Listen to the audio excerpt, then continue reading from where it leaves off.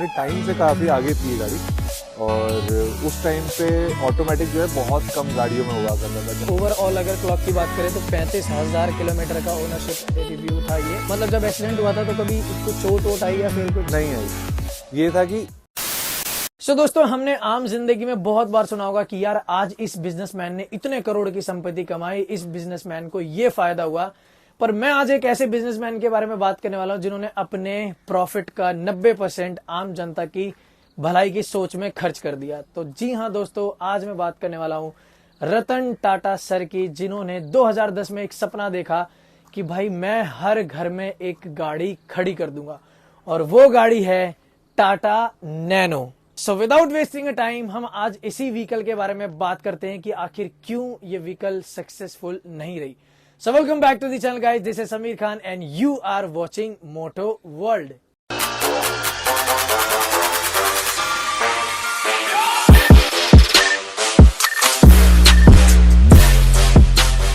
तो दोस्तों, आज जिस व्हीकल के ओनरशिप के बारे में हम बात करने वाले हैं वो है टाटा नैनो ट्विस्ट।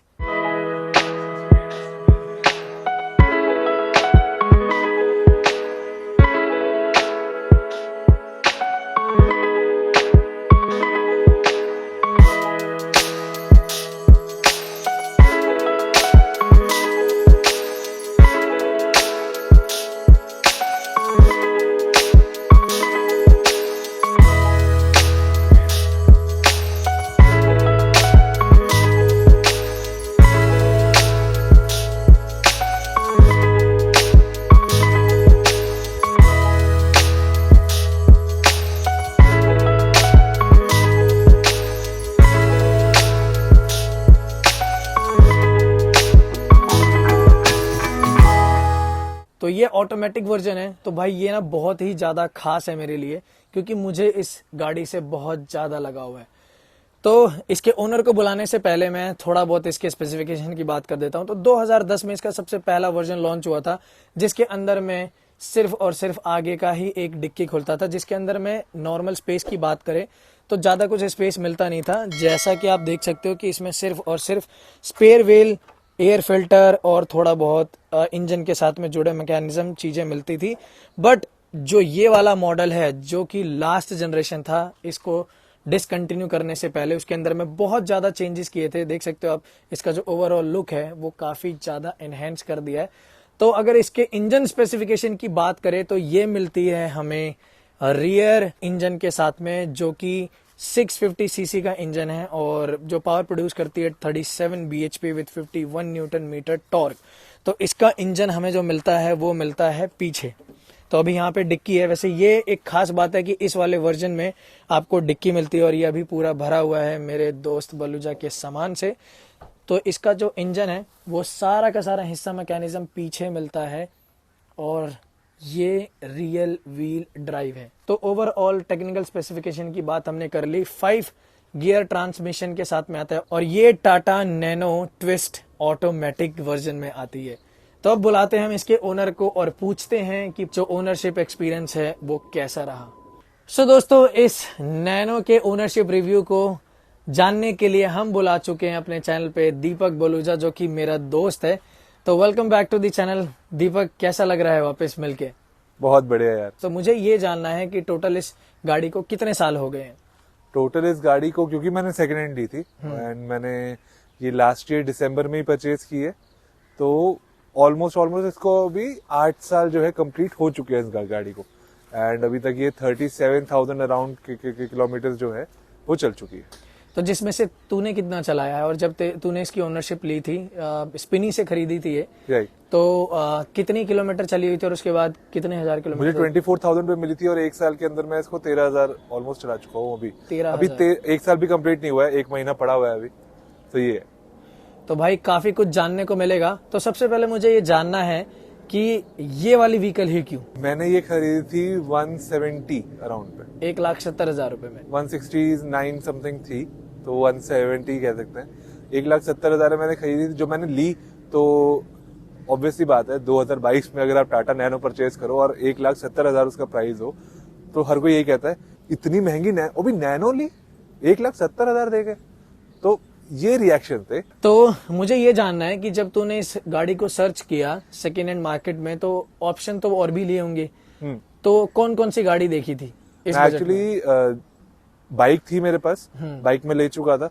बस ये था कि मुझे एक गाड़ी चाहिए थी। मेरे घर में ऑलरेडी एक नैनो जो 2010 का मॉडल है, 10 एंड का या फिर 11 मार्च का मॉडल है, 2011 मार्च का जो टाटा नैनो मॉडल है फर्स्ट जनरेशन का, वो भी मेरे घर में आज तक है। तो नैनो से तो वैसे लगाव था ही, बट ये था कि अब जब मैं गाड़ी सर्च कर रहा था, नैनो मेरी उसमें स्कीम ऑफ थिंग्स में थी नहीं, तो मैं ऑल्टो, सिलेरियो, एक छोटी गाड़ी से सर्च कर रहा था कि मैं थोड़ी ड्राइविंग अपनी पुख्ता कर लूँ एंड थोड़ा बहुत ट्विगन कर लूँ, थोड़े टाइम गाड़ी चला लूँ कि मेरा हाथ सेट हो जाए, और घर में भी एक गाड़ी रहेगी जो मैं चला सकता हूँ, क्योंकि पापा मेरे को वो गाड़ी देते नहीं थे, वो मैनुअल थी, वो कहते चला चला चला चला देखा, फिर वो साथ बैठ जाते थे। और जैसा कि हम लोग जानते हैं कि पापा के साथ गाड़ी चलाना बहुत मुश्किल है तो मैं नहीं कर पाता था। तो मैं चाहता था कि मैं अपनी एक गाड़ी जो है परचेज कर लूँ छोटी सी।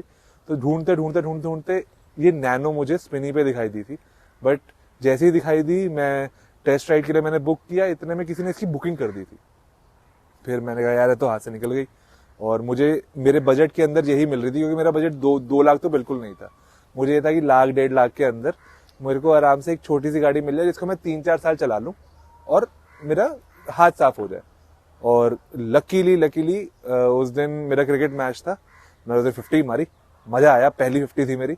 और जैसे ही मैं आया, मुझे पता चला कि ये अब अवेलेबल है, बुकिंग कैंसिल हो चुकी है इसकी। अच्छा। मैं फटाफट स्पिनिंग गया शाम को और टेस्ट राइड लेते के साथ ही मैंने इसको वहीं पे ऑन द स्पॉट मैंने इसको परचेज कर लिया, ऑन द स्पॉट। 1 घंटे के अंदर ही मेरे घर पे खड़ी थी। अरे वाह।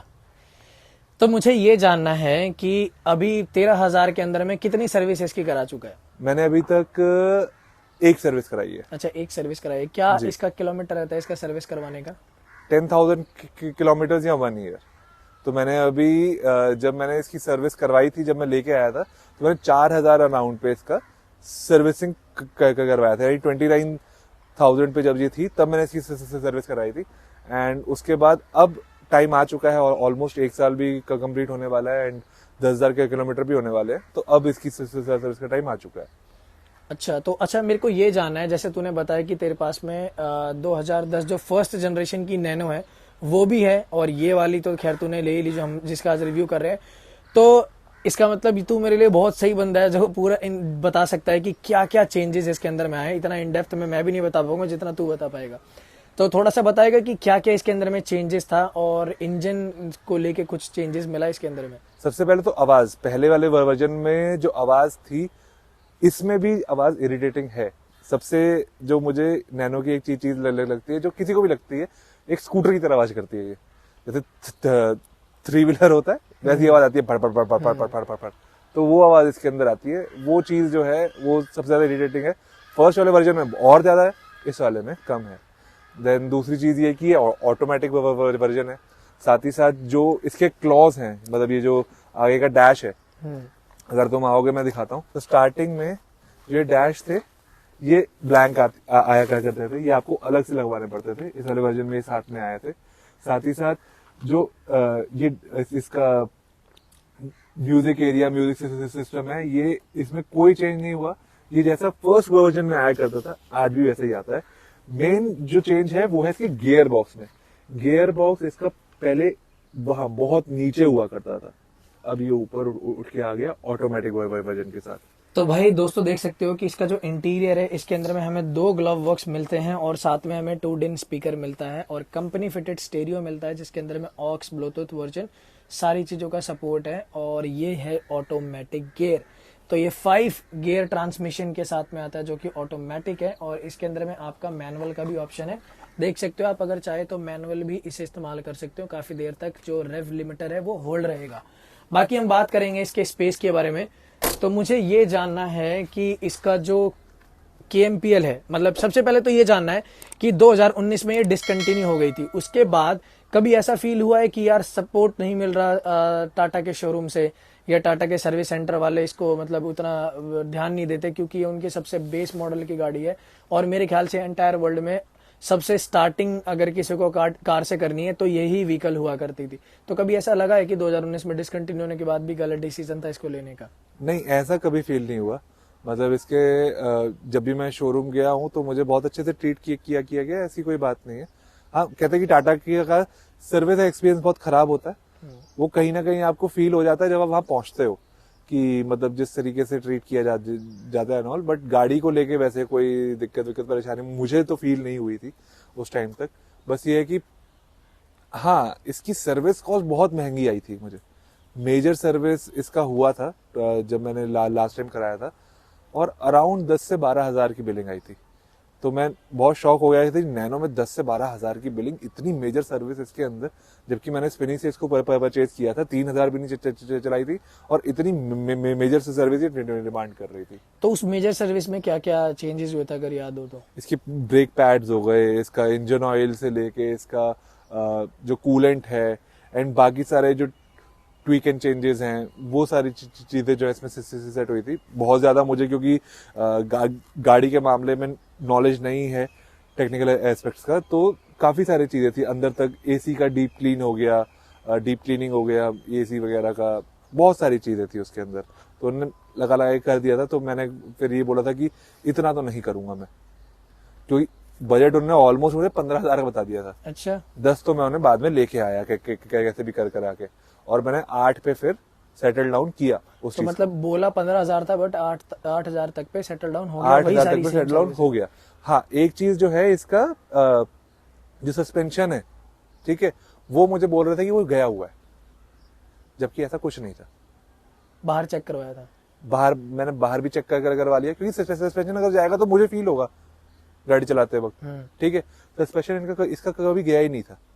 और वो जब लास्ट टाइम मैं मेजर सर्विस में गया था कि सस्पेंशन का इसका हमारे पास है नहीं, तो वो आप बाद में लगवा लेना, अभी हम लगा नहीं पाएंगे। कि कभी ऐसा फील हुआ है कि इसकी ड्राइवेबिलिटी में कुछ प्रॉब्लम आ रही है, या फिर कॉन्फिडेंस बिल्ड नहीं हो रहा है? जैसे होता है ना कि टाटा ने आम जनता के लिए गाड़ी बना तो दी, बट उसमें कॉम्प्रोमाइज करना पड़ा है कि हाँ सिर्फ 4 पहिए ही एक स्ट्रक्चर के ऊपर में लगा के दे दिया है, बाकी ड्राइवेबिलिटी इन सब चीजों में मजा नहीं आ रहा है, फिर अनएक्सपेक्टेड की जैसा सोचा था या वैसे उससे अलग ही निकली है। नहीं यार, ऐसा तो नहीं कहूंगा, अपने टाइम से काफी आगे थी ये गाड़ी। और उस टाइम पे ऑटोमेटिक जो है बहुत कम गाड़ियों में हुआ करता था। जहां तक मुझे याद है सिलेरियो थी जिससे ऑटोमेटिक की इंडिया में शुरुआत हुई थी। देन उसके बाद इस गाड़ी में ऑटोमेटिक मैंने सुना था जेनेक्स मॉडल के अंदर 2015 में। तो उस टाइम के हिसाब से जो इसका ऑटोमेटिक वर्जन है वो थोड़ा स्लो है, मतलब गियर शिफ्टिंग इसकी थोड़ी स्लो रहती है। अब जैसे अगर मैं हाई स्पीड में हूं और मैंने ब्रेक मार दिया, ठीक है, अब पीछे वाला जो मेरा इंसान है वो एक्सपेक्ट करेगा कि ये पिकअप लेके निकल जाएगा, लेकिन ये पिकअप लेने में बहुत स्लो है। इतना धीरे क्यों जा रहा है, इतना स्लो इसका पिकअप है उस मोमेंट के ऊपर। तो बस एक वो ही है जहां पे मुझे पावर लॉस इसका फील होता है कि इसका जो गियर शिफ्टिंग है जो ऊपर से नीचे आके देन आगे बढ़ने वाला है, वो बहुत स्लो है। और ड्राइवेबिलिटी में कैसी है? जैसे बहुत अच्छी है, कॉन्फिडेंस देती है? इसका स्टेयरिंग से स्मूथ मैंने किसी और का स्टीयरिंग अभी तक नहीं देखा। मैंने मारुति की भी गाड़ी चलाई है, मैंने होंडा की भी गाड़ी चलाई है, मैंने रेनॉल्ट की भी गाड़ी चलाई है, मैंने टाटा भी चलाई है। सबसे स्मूथ स्टीयरिंग व्हील है इसका। बाय द वे आपको बता दूं दोस्तों कि ये पावर स्टीयरिंग के साथ में आती है। इससे पहले जो पुराने वर्जन आते थे उसमें पावर स्टीयरिंग नहीं आता था। अच्छा, मुझे एक चीज जानना है कि इस वाले में एक स्पोर्ट्स मोड है, तो अगर वो स्पोर्ट्स मोड लगाने के बाद कभी ऐसा हुआ है कि हाँ इसमें पावर आ गई? जो स्पोर्ट्स मोड में तो पावर ही पावर है। स्पोर्ट्स मोड लगाते, एक तो आप सोचो ना, छोटी सी गाड़ी है, इसको लोग इसीलिए मतलब कंसिडर नहीं करते कि यार ये माचिस की डिब्बिया जैसी गाड़ी, इसमें ना स्पेस होगा ना कुछ होगा। स्पेस भर के ऊपर से फीचर के नाम पे स्पोर्ट्स मोड तक है इस गाड़ी के अंदर। आपने स्पोर्ट्स गाड़ियों में देखा होगा पीछे इंजन होता है, इस गाड़ी में भी पीछे इंजन है, तो ये मिनी स्पोर्ट्स कार है, आप ये मान सकते हो। ये भाई, अच्छा, इसकी मुझे एक शॉकिंग प्राइस जो लोगों को बतानी थी, ये रतन टाटा सर ने मतलब लॉन्च तो करी थी लखटकिया कार में, और नो डाउट ये स्टार्टिंग वर्जन लखटकिया के बेसिस पे आया था। ऑन रोड आते आते हमारी गवर्नमेंट जो टैक्सेस लेती है उसमें थोड़े बढ़ जाते हैं। इसकी बिलिंग कितने की थी? इसकी जो एक्चुअल बिलिंग का जो मुझे शीट मिला था जो, तो 385 अराउंड इसकी बिलिंग थी, 3.25 लाख। 385। और ये टॉप एंड मॉडल था? ये टॉप एंड मॉडल था, इसमें अलॉयज भी हैं। हाँ, ये चीज मैं बताना भूल गया लोगों को, तो भाई इसके अंदर में अलॉय भी है, और इसके अंदर में आपको चारों में ड्रम ब्रेक ही मिलते हैं। अच्छा, ब्रेकिंग से मुझे याद आया, इसका ब्रेकिंग कैसा लगा? ब्रेकिंग इसका थोड़ा सा ओके सा है, मतलब इतना खास ब्रेकिंग नहीं है सीरियसली। मतलब आपको अगर बहुत अचानक से ब्रेक मारना है, ये रुकेगा लेकिन स्किड करेगा, बहुत ज्यादा स्किड करती है। एबीएस है ये? एबीएस नहीं है, अच्छा, non ABS version. Non ABS है। ओके। और इसका जो टॉप एंड है उसके अंदर में ऐसा होता है, बहुत लोग कहते हैं कि छोटी गाड़ी है तो यार हाईवे पे झोल खाएगी या फिर ऐसे इधर उधर जाएगी, तो क्या इसका रहा है? क्योंकि मुझे, मतलब मैं तो तेरे को जानते ही हूँ, तो मुझे पता ही है कि तू इसको कई बार लंबे ट्रिप पे लेके गया, तो उस टाइम क्या एक्सपीरियंस रहा है? ऐसा एक्सपीरियंस रहा है कि हाँ, झोल कई बार ऐसा लगता है कि हाँ पीछे से हिल रही है, डुल रही है। वो इसीलिए होता है क्योंकि आपके जो टायर का एयर प्रेशर है, वो मैंने समझ में आ गया था एक दो बारी के बाद कि टायर का जो एयर प्रेशर है वो इसको हिलाता है। नहीं तो वैसे गाड़ी चिपक के चलती है, अपनी औकात के अंदर चलाओ तो। और कितने स्पीड तक जाती है? मैं इसको मैक्स 115 120 भी टच किया है। ये वैसे 110 पे बैक मार देती है। अच्छा, कट ठीक मार है, देती है। कट मार देती है। 110 से ऊपर आप इस गाड़ी को नहीं लेके जा सकते। बट जब स्पोर्ट्स मोड आप लगा देते हो तो ये 110 के ऊपर भी चली जाती है। बट आपको इंजन का साइन जो है वो आना स्टार्ट हो जाता है। इंजन का साइन आपको बार बार ट्विकिंग करना स्टार्ट कर देता है। 105 से जैसे आप ऊपर जाते हो, इंजन का साइन आपको आने लग जाता है। अच्छा, इंजन मतलब हीट अप का। वार्निंग आ जाएगी, वार्निंग आने लग स्पीड जाती है। लिमिटर की वार्निंग आ जाती है। जी। तो दोस्तों मैं आपको बता दूं, भाई देवे बताना भूल गया था कि ये पेट्रोल वर्जन है, तो इसका एवरेज क्या आता है? एवरेज अगर हाईवे पे जाऊं विद एसी 20 दे देती है। सिटी में कितनी देती है?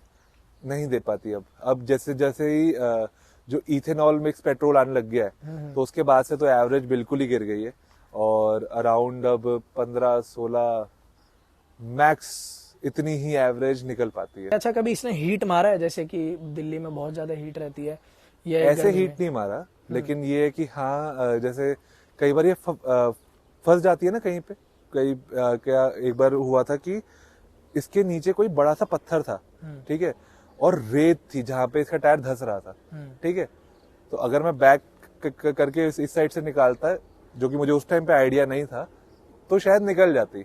बट आराम, इसका इंजन ना एकदम से हीट अप हो गया था बहुत, क्योंकि मैंने उसको रेव कर दिया था। लेकिन इस बात का मैं शौक था कि बहुत जल्दी हीट अप हो गया। इतनी जल्दी मैंने एक्सपेक्ट नहीं किया था कि हीट अप हो जाएगा एंड देन स्टार्ट नहीं होगी। तो उस टाइम बंद हो 5 गई मिनट थी? रुकना पड़ा, फिर स्टार्ट हुई। बंद हो गई थी उस टाइम? हाँ, इसने ही इग्निशन लेना छोड़ दिया था, फिर बंद हो गई थी। 5 मिनट रुकना पड़ा बट फिर स्टार्ट हो गई। और लंबे रूट पे क्या एक्सपीरियंस रहा है इसका? बहुत शानदार, मस्त एकदम। मैं इसको लखनऊ 2 बार लेके गया हूँ, जिम कॉर्बेट भी गया हूँ मैं। बहुत अच्छा। तो दोस्तों अब बात करते हैं इसके स्पेस की। तो मुझे ना वो सबसे जानना है, क्योंकि ये ना बहुत ही एक शॉकिंग पॉइंट होता है इस व्हीकल के लिए। तो पता है, लोग ना सोचते हैं कि यार ये बहुत छोटी है और इसमें क्या ही स्पेस होगा, बट अब जो इसका स्पेस है ना भाई, वो आपको सरप्राइज कर देगा। तो मेरी हाइट ऑलमोस्ट 5'11" है, तो मैं बैठ के दिखाता हूँ एक बार। बैठ के दिखा। ये हाँ, पहले आगे से ही दिखाता हूँ। आप देख सकते हो अभी आगे ये सीट पीछे की साइड लगी हुई है, ठीक है। अगर मैं बैठूं तो मैं अपने पूरे पैर अगर सीधे भी कर दूं तब भी स्पेस है। तब भी स्पेस है। तो आगे भी ले जाऊं, ठीक है, उसके बाद भी इनफ स्पेस है मेरे पास। हेडरूम में स्पेस है, ठीक है, और पीछे करने के बाद तो जन्नत है ही, ठीक है। देन अभी मैंने सीट पीछे की है, अब मैं आपको पीछे का स्पेस दिखाता हूं।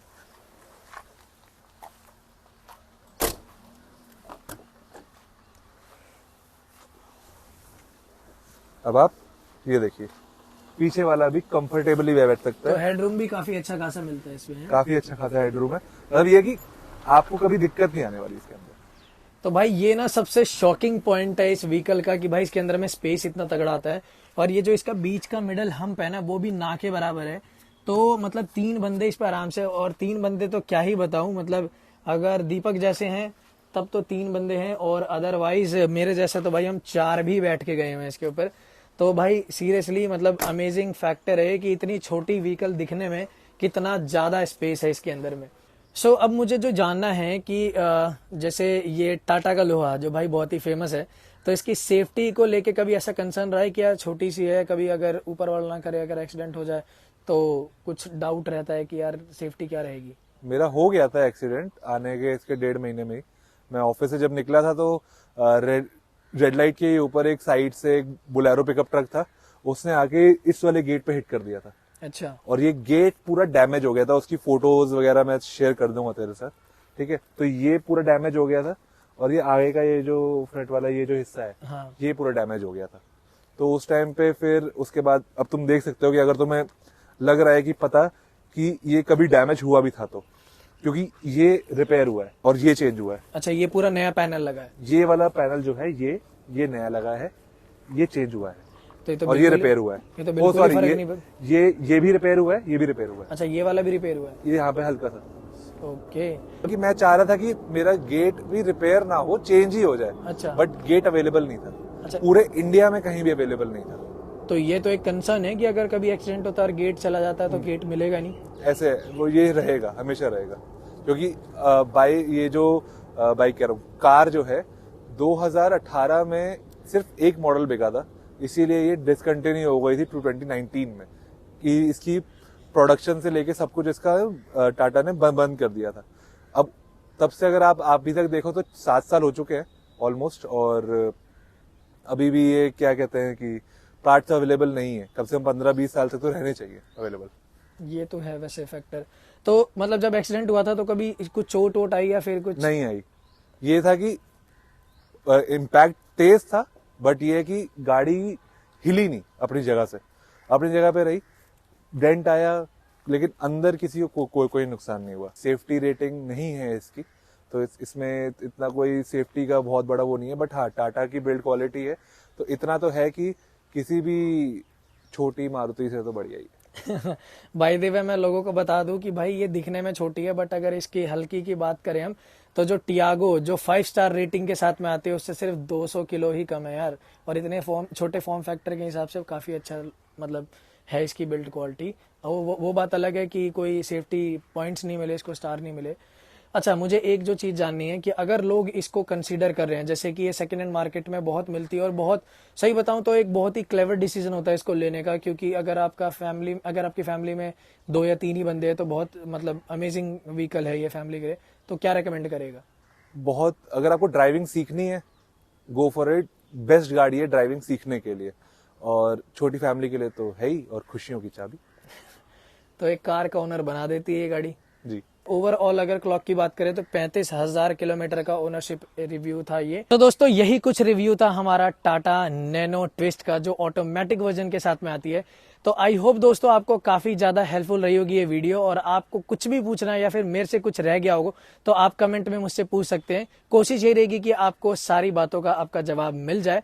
बाकी नेक्स्ट टाइम से और कौन सी व्हीकल का आप रिव्यू देखना चाहते हो वो बताना बिल्कुल ना भूलें। और आप भी अगर अपने व्हीकल का रिव्यू करवाना चाहते हो तो मेरे इंस्टाग्राम पे फॉलो करके मुझे मैसेज कर सकते हो। आसपास की जो भी लोकेशन होगी उस पर मिल करके हम रिव्यू कर लिया करेंगे। तो अब इस वीडियो को करते हैं हम यहीं पे एंड। तो वीडियो को लाइक कर देना, चैनल को सब्सक्राइब कर देना। तो मिलेंगे हमारे ऐसे किसी नेक्स्ट व्लॉग में। Till then bye bye.